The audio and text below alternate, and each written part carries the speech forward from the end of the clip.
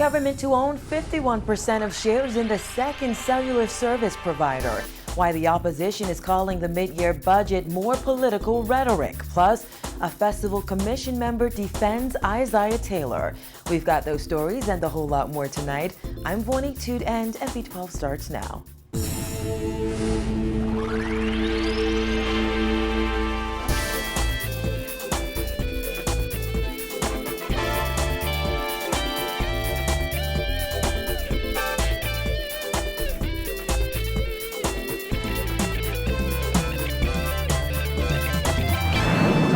Tonight, government will initially own 51% of shares in the company that receives the country's second cellular license.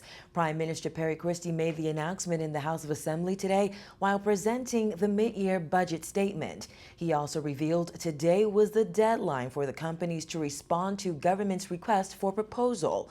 Dana Smith reports.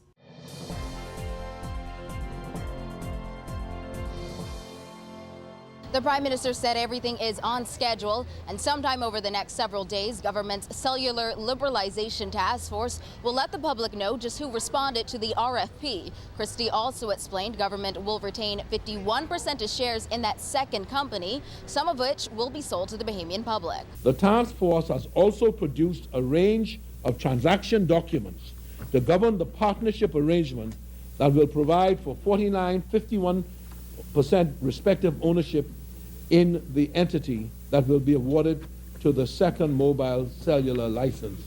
And so, Mr. Speaker, just for the record, when I refer to 49-51%, it is logical and, as you would know, conforms with the PLP philosophy that 51% will be owned by the Bahamian people. Government initiated the process to liberalize the cellular mobile market back in November, officially opening the request for proposal process on the 12th of that month. Christie explained today ensuring majority Bahamian ownership in the new telecommunications company is proof of his administration's commitment to empower Bahamians. He said the most qualified candidate would be committed to having the widest base of Bahamians participating in ownership. The requirements for there to be broad Bahamian ownership of the new company, Mr. Speaker, is yet another testament of my government's commitment to ensuring that all Bahamians benefit from the economic fruits of the country and not just a select few and privileged few. Christie said he's certain that after MPs peruse the document, they will be assured the process is based on best practices and will be transparent, objective, and conducive to fairness. Back in November, Christie had said the Bahamas will have a second mobile phone service operator by the end of April. He said today his government is still on target for that goal. As the Minister with responsibility for the electronic communications sector, I am pleased to confirm that the deadline for submission of proposals in response to the RFP is being met on schedule today, February 11th. Therefore, Mr. Speaker, within the next several days, the task force will advise the public of the names of those who have made submissions in response to the request for proposal. If all goes according to plan, as it has to this stage, I expect that my government will be in a position to announce a successful applicant by May of this year.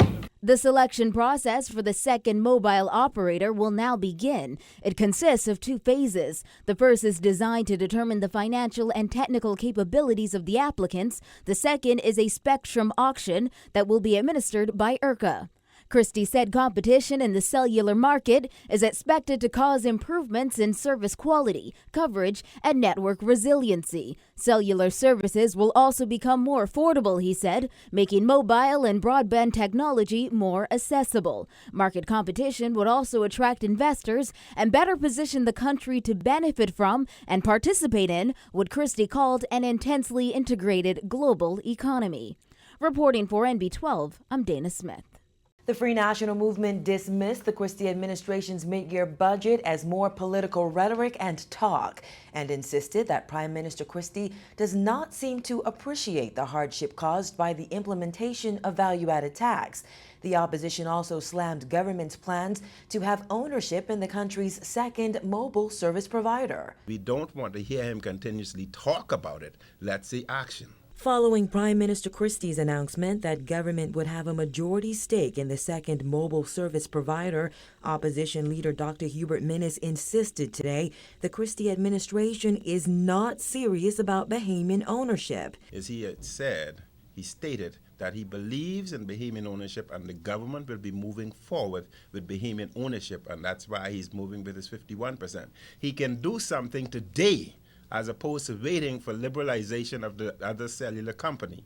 Today, he can release 9% that the F&M had left with BTC that's generating a profit so that Bahamians would own 9% and commence owning and increasing their revenue stream themselves. As for the Prime Minister's assertion that he has enormous confidence in the country's economic future, F&M Deputy Leader and Shadow Minister for Finance Peter Turnquest said there is a desperate hope for Bahamar's success. However, he says unemployed and struggling Bahamians don't feel encouraged and have heard it all before. The Prime Minister was very, very clear to use the word prospective and potential developments. But, you know, most of us cannot take perspective and potential to the bank to pay our mortgages. And so we wait to see the realization of some of these other things that he's talking about. But other than that, I don't know that the Bahamian people out there who are unemployed, and these are real people, these aren't percentages or just numbers, these are real people trying to feed their families. I don't believe that they are any more encouraged this afternoon than they were this morning. For thousands of Bahamian families forced to adjust to value-added tax, which was implemented at 7.5% last month, Turnquest says the struggle is real. The government must now demonstrate to the Bahamian people fiscal prudence and not find new ways to spend the hard-earned money, now being sacrificed by those who can least afford it.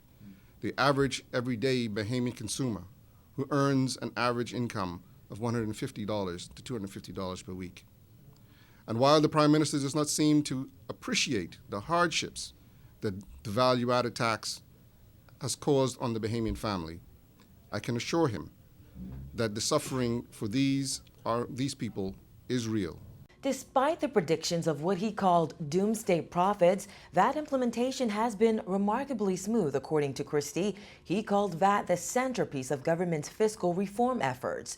Christie said government has exceeded its target for VAT registrants by more than 1,600 businesses. Contrary to what the doomsday prophets and pundits had been saying would happen, the introduction of VAT did not lead to panic or hysteria on the part of consumers, nor did it lead to the mass closure of businesses. As indicated in the various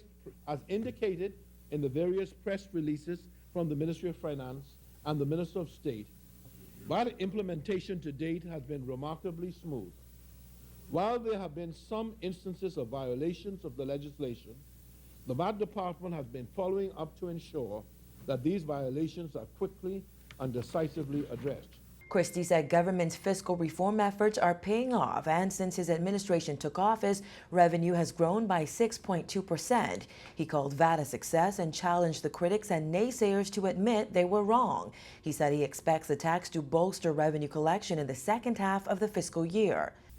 I therefore urge businesses that are subject to VAT to be fully mindful and respectful of their obligations under the law. Full compliance is not only their civic duty and legal obligation. Compliance is also the only way to avoid stiff penalties and fines. And so we really hope that we don't ever have to get caught up in that, and that this is something that will be readily and easily accepted and acceptable to the Bahamian people. Christie also said today that administration is being fashioned to incentivize stronger compliance with the business license regime, and those who already have track records of being delinquent with license renewals will come under closer scrutiny. One day after Bahamen founder Isaiah Taylor demanded to know the name of Junkanoo Carnival's headliner, he's getting support from a fellow musician and member of the festival commission. Freddie Munnings Jr. says he also wants that question to be answered. Jasmine Brown reports. Munnings made it clear that he also believed a decision on an international act should have been revealed by now, calling the wait frustrating. From a artistic perspective, as an artist, I totally understand the frustration that Zaya expressed. To a certain degree, I'm frustrated by that same process, because this iconic person, this Grammy Award-winning artist that's in this model that we talked about, would have been used as a principal marketing tool for us internationally. The fact that we haven't named that person means that our marketing people are at a disadvantage. Time is running out. We've got like 2.5 months left. Taylor demanded that the Bahamas National Festival Commission reveal the name of the international artist while speaking during a press conference held to announce which Bahamian acts would be performing. Taylor insisted that in order for his group to prepare, they needed to know who they were opening up for. Munnings agrees. Zaya was contracted as the opening act for this Grammy Award-winning artist. If that's not happening, or he doesn't know who that is, it's very difficult for him to program or design his presentation. Because depending on who that act is, he wants to design his performance that will be complementary to, or you don't want to seem that you're in a competition, but you know you on home turf and you got to bring your A game.